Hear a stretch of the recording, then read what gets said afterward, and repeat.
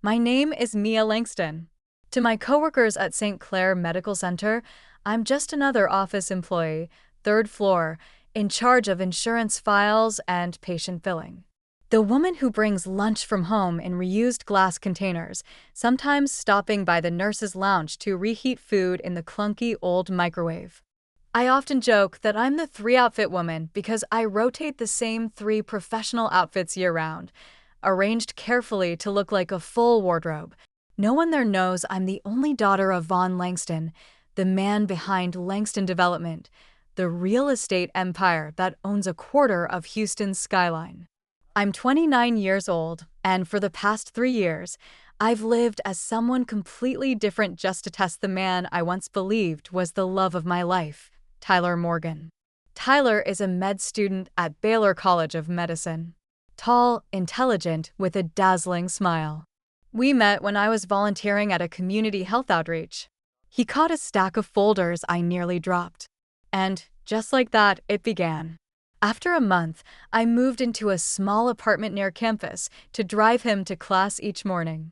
After 3 months, I started transferring him $5,200 every term for tuition. After a year, I was covering nearly all our living expenses, and I never once regretted it. I believed that if love was real, it shouldn't be tied to money. I wanted Tyler to love Mia, the ordinary woman, not Miss Langston, with a black card in a 7-figure trust fund. I built a life around a humble $30,000 salary with a one-bedroom apartment where the ceiling fan rattled every night. But behind that curtain was another world. Every Friday night, I left the hospital at 6 p.m., drove to the underground garage of the Warwick Hotel, changed out of my faded work clothes into a silk dress, switched from my beat-up Toyota to the Range Rover I kept parked there on monthly lease. I drove straight to my family's lake estate, where floor-to-ceiling windows, a kitchen larger than my entire apartment, and a wine cellar Tyler never knew existed waited. My father knew about me and Tyler, and he never approved. "Sweetheart, how long are you going to keep living this double life?" he asked once as I entered his office, hair still smelling of parking garage fumes. "Until I know for sure that he loves me, not what's in my bank account." I sat down on the leather chair across from his desk. He sighed, pouring me a glass of Bordeaux he only opened for board meetings. "Real love doesn't need to hide, Mia. If he's the right one, you wouldn't need to pretend for 3 years." I glanced down at the delicate ring on my finger, a 3/10 carat diamond in a blue box that Tyler had dramatically presented to me in a cramped Mexican diner. I once believed it was a symbol of sacrifice of how much he cared. What I didn't know was that the same week he had spent nearly $1,900 on a Tag Heuer watch and lied that it was a knockoff from eBay. I lived 2 lives, 2 homes, 2 versions of myself. All to see if a man would love the woman counting every penny or the one who could buy the entire building if she wanted to. 3 years, 6 terms, over $31,000 transferred. I truly thought I was investing in our future until one day at his graduation party, an event I had secretly paid for. He looked at me and said to the security guard, "She's not part of my family. Please escort her out."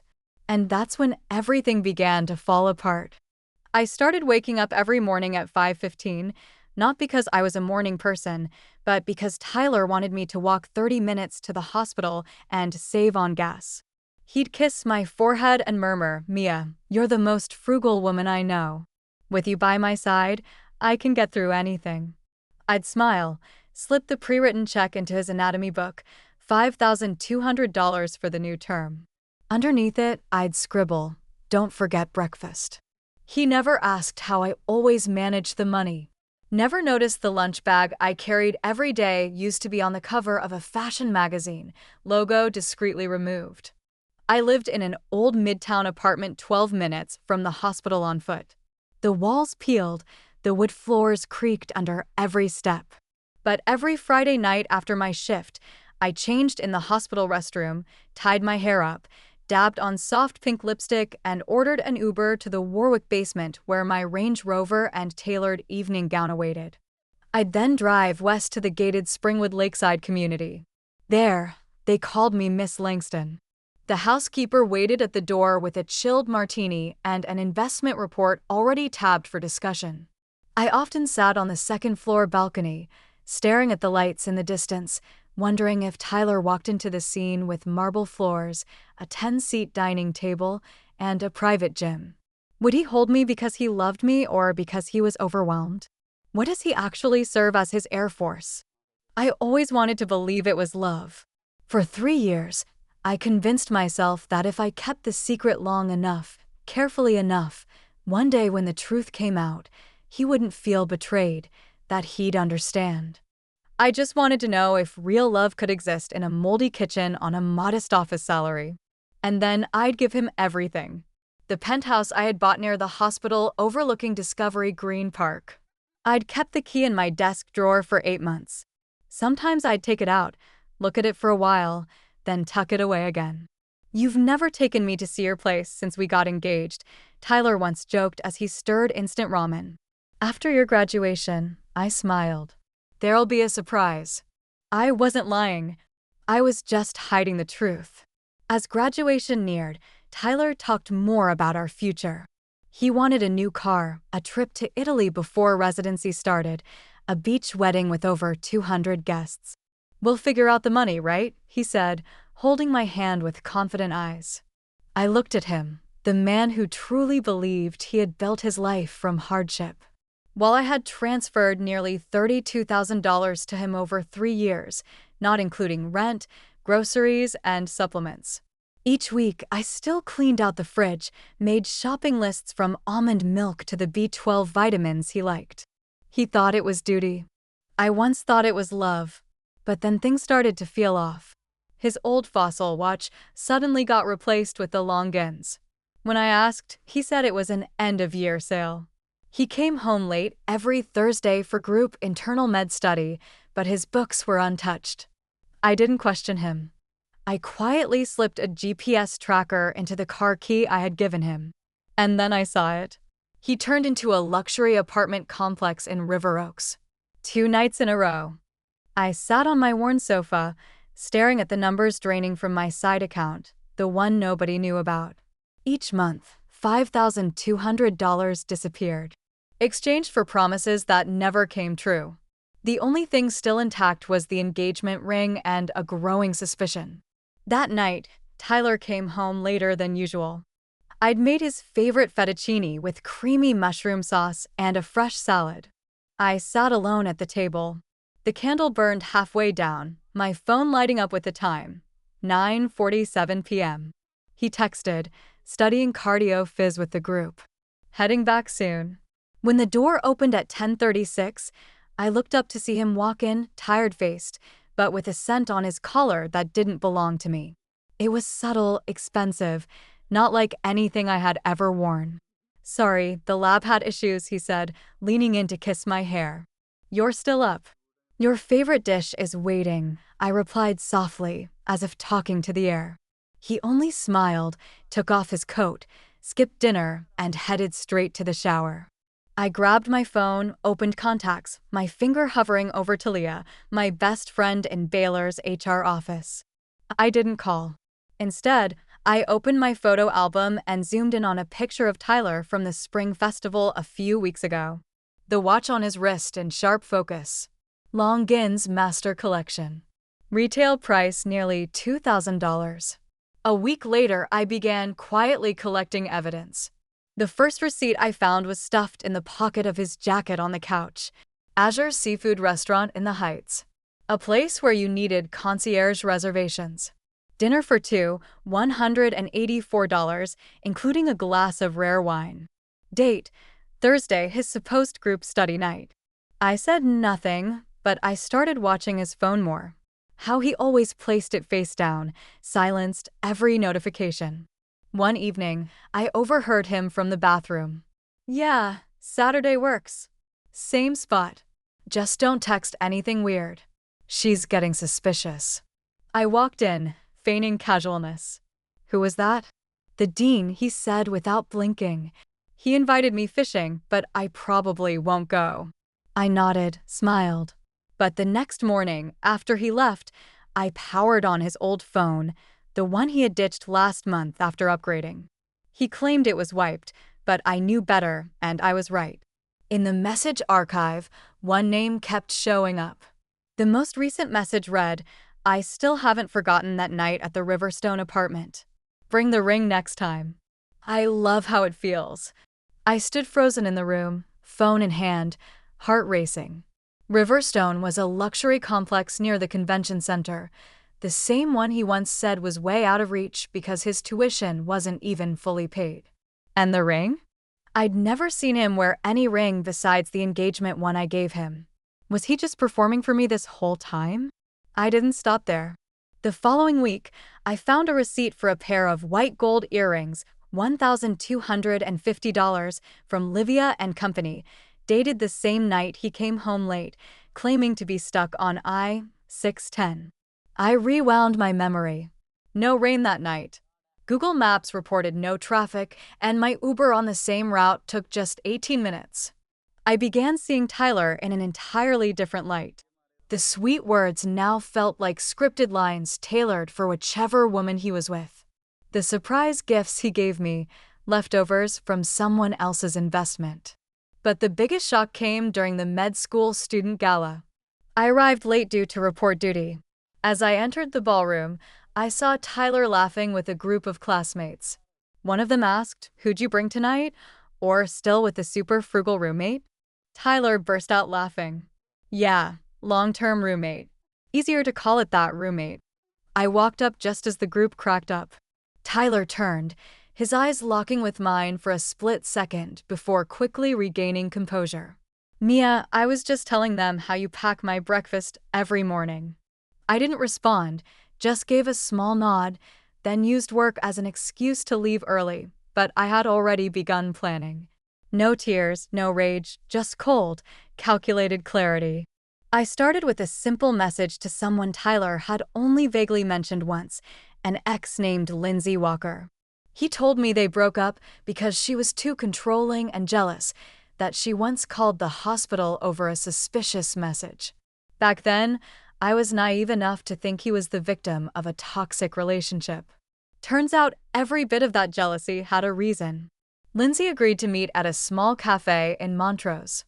She wore a crisp white blouse, hair in a tight bun, her gaze cautious as I approached. But after a few sentences, the air shifted. "I've seen your photo," she said, in his wallet on his phone. "You're the fiancé." "Not anymore," I said quietly, setting my latte down. "I need to know if what I suspect is true." Lindsay let out a dry, bitter laugh. "Let me guess. He told you he was struggling financially, needed someone who believed in him, right?" I nodded. "How much have you given him?" "Almost $33,000. I exhaled.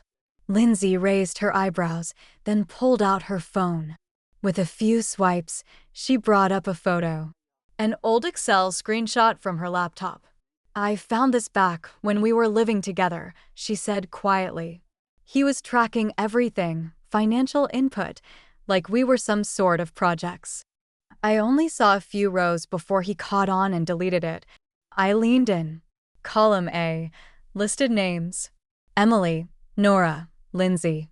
Column B, investment duration. Column C, total support. Column D, status, transitioning, near end, completed. A chill crept down my spine. I didn't want to believe it, but then I found out he had another Venmo account under an alias getting money from a woman named Zoe. I even kept a photo of a wedding ring receipt, and it wasn't for me. I clenched my hands. "Do you know who Zoe is?" "No, but I know a Clarissa." "She's a nurse. Used to work with Tyler. Heard she transferred hospitals after rumors she broke up someone's relationship, but I know he made that up." That night, while Tyler slept, I quietly took the spare key he kept under his vitamin jar. I unlocked the bottom drawer of his filing cabinet, the one he always kept locked, calling it student intern paperwork. There were no files, just a slim black leather notebook, light in weight, but heavy with intent. I opened the first page. It wasn't a journal, just cold, methodical lists like reading someone's personal investment portfolio. Page 1, Emily, dental assistant. $18,400. Relationship ended after 9 months. Transition to Lindsay. Page 2, Lindsay, clinic coordinator. $25,200. Considered stable, high commitment. Started asking long-term questions. Terminated early. Page 3, Mia, hospital administrator. $32,100. High support potential. No suspicion. No close family ties. Currently engaged. Viewed as potential residency sponsor. Maintained through graduation. My stomach turned as I flipped to the last page. Page 5, Bree, daughter of a board physician, unstable personal income but strong family influence. Owns a condo at Riverstone, currently testing intimacy progress. Evaluation, viable replacement for Mia if residency path succeeds. I closed the notebook, my hands trembling. He didn't love me. I was just a long-term investment. And now with a new stock offering higher returns, he was getting ready to liquidate me from his life. I didn't scream. I didn't cry. I just felt the thin sheet of ice beneath my feet finally crack. And I wasn't falling into an abyss, but into a truth I had tried so hard to ignore. The next morning, I texted Lindsay. We're not victims, we're evidence. Then I opened my laptop and created a spreadsheet, names, support totals, every piece of documentation. I wasn't interested in calling the police. I wanted something deeper, something lasting, something he'd remember for the rest of his life. I emailed Clarissa. She replied shortly after with just 3 words, "It's time." When I saw the italicized print on Tyler's graduation invitation celebrating Dr. Tyler Morgan, Hyatt Regency Grand Ballroom, Houston, I didn't need to ask who had planned the event. Technically, it was 3 separate event companies, each quietly owned by branches of Langston Holdings. One for venue design, Orchid and Onyx Events, one for catering, Madison and Company, and one for lighting and sound, Lux Sonic. I had acquired that one just a month earlier. Of course, Tyler knew none of this. I told him it was a small event organized by his coworkers, those who appreciated my help with admin paperwork. He just shrugged. As long as there's champagne and my mom gets a good seat. His mother, Margaret Morgan, a widow with a piercing stare and a voice cold enough to cut glass. We had met only twice in 3 years, and both times she looked at me like I was a clearance rack shirt in a designer boutique. I chose a black satin gown, square neckline, low back, elegant, not flashy, minimal makeup, hair in a high bun. The engagement ring, Tyler's half-year of saving gift, still sat on my finger, shining one last time before the curtain fell. I arrived late. The ballroom glowed under golden light. White flowers lined the tables, and the dance floor shimmered under soft jazz. I stepped in, drawing curious glances and hushed whispers. Tyler stood in the center, wearing a tuxedo rented from Davis Formalwear, grinning brightly, champagne flute in hand. Next to him, Margaret in a deep blue dress, pearls glowing at her neck. When he saw me, his smile faltered, then quickly returned, strained. I looked around. Not a single seat near the main stage had my name. I approached one of the event staff and quietly asked about the seating. He checked the list and frowned. "I'm sorry, your name doesn't appear on the primary layout. I'm the one who signed the ballroom rental agreement," I said calmly. "And the fiancé of the guest of honor." He nodded nervously and asked to double-check before slipping into the back. I took a few more steps and approached Tyler's group of friends. Some looked uncomfortable. A tall brunette in a red dress leaned over and whispered something to Margaret. She turned around, eyes icy. "Oh, Mia, right?" she said, not bothering to hide her disdain. "I thought you had a night shift and headed down the hall." I was supposed to, but for a night this significant, I figured I should personally attend the closing act. Margaret narrowed her eyes, but before she could reply, Tyler stepped in. "You made it," he said stiffly. "I was going to call after the ceremony." "To do what?" "Thank me for being left off the guest list." Before he could respond, Margaret cut in. "It seems you're disrupting someone else's event. Shall I ask security to escort you out?" I looked at her, then at Tyler, then at the woman in red, her hand resting a little too naturally on his arm. I nodded. "Fine, but before I go, I have a little gift." I walked up to the main table, picked up Tyler's champagne glass, gently slid the ring off my finger, and dropped it in. The diamond hit the bottom with a soft clink. But to me, it rang out like the bell that ends a performance. "Congratulations, Dr. Tyler Morgan," I said clearly. "May you find plenty of new investors. Let's hope they don't ask for refunds." I turned away without waiting for a reaction. No explanations, no tears. Every step I took across that ballroom felt like walking through 3 years of my youth that had been used. But now I was turning it into a weapon. The doors closed behind me, sealing off the noise, leaving me no longer the woman standing in someone else's shadow, but Mia Langston, and I was ready to be myself again. I didn't go back to the Midtown apartment that night. Instead, I drove straight to Langston Pearl Tower, took the private elevator to the 41st floor, where my penthouse had waited quietly for 3 years. The doorman gave me a respectful, slightly surprised nod. "Welcome back, Miss Mia. Been a while." "I'll be staying more often now," I replied calmly. "Have someone come clean in the morning." The 3,400 square foot apartment opened before me in warm amber light. Floor-to-ceiling windows revealed the full skyline of downtown Houston twinkling like a massive control panel of destiny. I called my father. "It's me." A brief silence on the other end, then his deep, steady voice. "Are you ready to be a Langston again?" "More ready than ever." The next morning, I walked into St. Clair Medical Center. Not in my usual admin attire, but in a slate-gray Max Mara suit, hair tied back, a Hermes bag resting lightly on my shoulder. The receptionist blinked as I stepped into the executive boardroom, a place I had never entered as a staff member. I was there to see Dr. Ronald Kessler, director of the residency program. "Good morning, Miss Langston," he said, flipping through a file. Yes. We met at the Houston Medical Foundation Gala, didn't we?" "We did. And today I'm here to discuss one of your residency candidates, Tyler Morgan." He frowned slightly. I placed a folder on his desk, copies of wire transfers I had made, a photo of Lindsay's spreadsheet, messages from Clarissa, receipts from other women, and finally Tyler's own handwritten notes detailing financial phases for each target. "I'm not here for revenge," I said. "I'm here to protect the hospital's reputation." This man didn't just manipulate women. He planned, tracked, calculated every dollar, every month. He's not someone who should represent any medical institution. 3 days later, Tyler was quietly removed from the residency list. No public explanation. I knew the news hit him like a slap at lunchtime. Cold, decisive, and irreversible. But I wasn't done.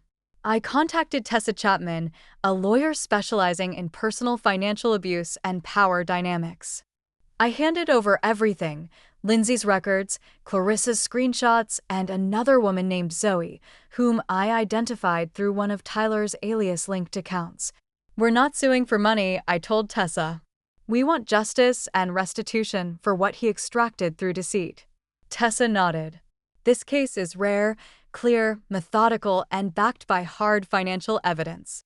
I'll handle the legal front, you handle the leverage." And that part one executed flawlessly. I traced Margaret's real estate network. Tyler's mother, who managed a brokerage office at the Haven Group, specializing in vacation homes for wealthy out-of-state clients. Langston Development, my family's company, was one of 3 exclusive land providers that the Haven depended on. All it took was one email and a follow-up call from our legal team. 3 weeks later, Margaret lost access to every lakeside listing under Langston's portfolio. A California investor she was courting for $1 million deal suddenly had a change of heart, lost confidence in the firm. No reason was named, but I knew, and so did she. Tyler started texting. "First, we need to talk, then this is going too far." Finally, You'll regret this if you keep pushing. I didn't respond. I forwarded every message to Tessa to strengthen our case for financial damages. None of this was retaliation, always balance. Tyler once saw me as his highest-yielding investment. I was simply making sure he paid the price financially and professionally. Just 3 months after the party, Tyler Morgan's name disappeared from all residency communications at St. Clair Medical Center. In the internal system, his file was marked no longer eligible with a single line explaining the reason: failure to meet ethical standards. I knew he had scrambled to secure a spot at Greenwood Memorial, a small community hospital on the outskirts of town, nearly an hour outside Houston, with no accredited residency program tied to the state medical board. A place for those who need to start over. The only problem: Tyler had nothing left to start with. My legal team had done its job. Lindsay, Clarissa, and Zoe each received fair compensation. There was no scandal in the press, but just enough whispers that a few employers rescinded their offers. Somehow, photos of Tyler's old girlfriend investment spreadsheet began circulating in professional forums. No known source. I didn't need a public war. I just needed people to remember the name Tyler Morgan as a cautionary tale. By late October, I attended the Houston Medical Foundation Gala, an annual gathering of the biggest names in healthcare, finance, and philanthropy. The welcome banner read Diamond Sponsor, Langston Healthcare Initiative. I didn't come with my father. I came alone. The dress I chose was a deep teal sheath, simple, form-fitting, and sharp as a blade. Hair in a low bun, jewelry minimal. I didn't need flash. My last name did the talking. I entered the grand hall to the sound of violins and the soft clink of crystal.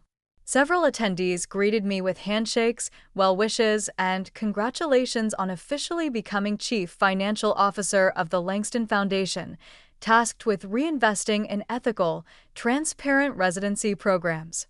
Then I saw him, standing by the buffet table, wearing an ill-fitting rental suit, eyes panicked as they met mine.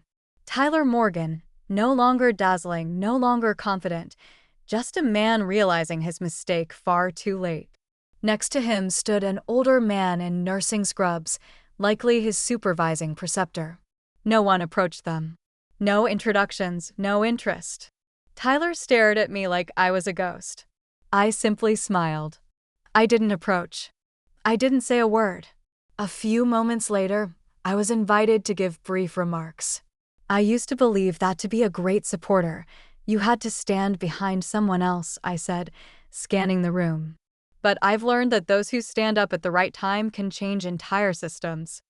I raised my champagne glass and turned toward the side of the room where Tyler still stood, as if frozen in time. I didn't say his name, but I knew, and he knew, and everyone in that room knew who had truly been taken off the board. After the speech, a senior executive from the Texas Medical Board approached me. "Mia, I hope you'll consider joining our ethics review committee for next year's residency evaluations. We need people like you." And I nodded.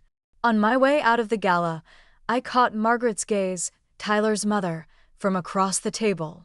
She wore black, her eyes dimmed, like someone who had just lost not only her reputation, but the future she had once tried to build through her son. She lowered her head. For the first time, she said nothing.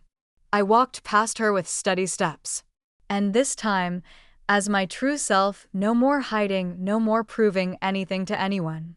I was Mia Langston, the woman once labeled an unworthy roommate, a girl with nothing but kindness and an easily controlled investment. Now, I'm the one who helps decide the future of physicians. And when I raised my champagne glass that night, it wasn't to celebrate a victory. It was to honor myself for having the courage to let go of someone unworthy and reclaim who I truly was.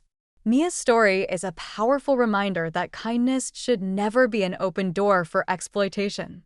In a world full of calculation, preserving your dignity and clarity is what matters most. When betrayed, Mia didn't scream or seek dramatic revenge.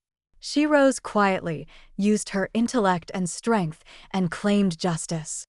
Sometimes the most devastating revenge isn't making someone hurt. It's showing them you don't need them anymore and haven't for a long time. What do you think of Mia's journey and the choices she made? Leave your thoughts below. And don't forget to follow the channel for more emotional, powerful stories about love, family, and discovering your true self.